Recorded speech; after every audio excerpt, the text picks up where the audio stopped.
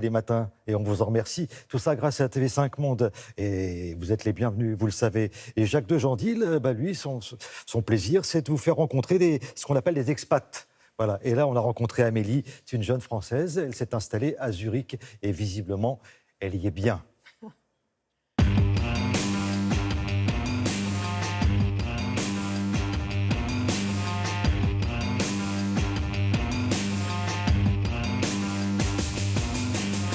J'ai grandi à l'étranger, en Afrique de l'Ouest principalement, donc au Sénégal et au Burkina Faso, puis en Nouvelle-Calédonie. Et je suis arrivée en France pour faire mes études. Il y a 5 ans et demi, j'ai fini ma thèse en optique pour l'astronomie. On est arrivé ici grâce à mon travail, car j'avais trouvé un travail en tant qu'ingénieur pour le spatial en optique. Yeah, and so now we can speak about the structure. Installation.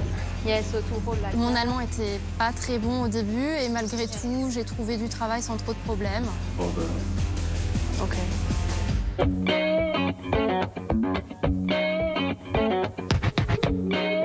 Ambre est élevée en 3 langues. Mon mari est hollandais, donc il lui parle uniquement en hollandais. Moi, je ne lui parle que en français et elle va à la crèche 3 jours par semaine où elle est au contact du suisse allemand. Donc pour l'instant, elle comprend très bien les 3 langues et lorsqu'elle parle, elle fait un mélange des 3 langues, mais c'est naturel. Elle est aussi en contact de l'anglais puisqu'avec mes amis, nous parlons principalement anglais. Ce qui me plaît à Zurich, c'est principalement la douceur de vivre. C'est très agréable. L'été, on peut aller se baigner au lac, il n'y a aucun souci. L'eau est relativement chaude. On aime faire du stand-up paddle avec ma fille et mon mari. On peut aussi sortir en terrasse. Il y a beaucoup de terrasses qui s'ouvrent de façon ponctuelle en été. Et l'hiver, les montagnes sont juste à côté. J'aime aussi le fait qu'on puisse travailler de façon très flexible. Par exemple, depuis que j'ai ma fille, je travaille à 60% en tant qu'ingénieur et j'ai une autre activité de photographe de famille et de mariage. L'image d'Épinal de Zurich, c'est la richesse, les banques, etc. Mais malgré tout, il existe toute une culture alternative qu'il est très agréable de vivre au jour le jour.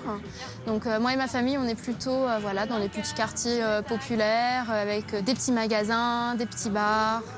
C'est tout à fait sympathique et finalement, au jour le jour, le côté luxe, etc., à part les grosses voitures qui roulent dans la rue, je le vois pas tant que ça.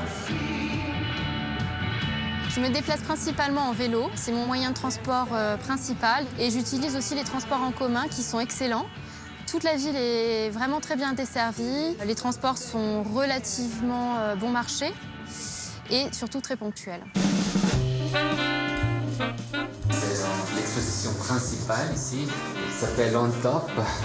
C'est l'idée que les photographes prennent une position qui est un peu élevée à observer les touristes dans la nature suisse. Oui, celle-là, elle est vraiment rigolote. Ça. Je ne me considère pas comme zurichoise de façon définitive. Nous avons comme projet dans quelques années de continuer à découvrir le monde.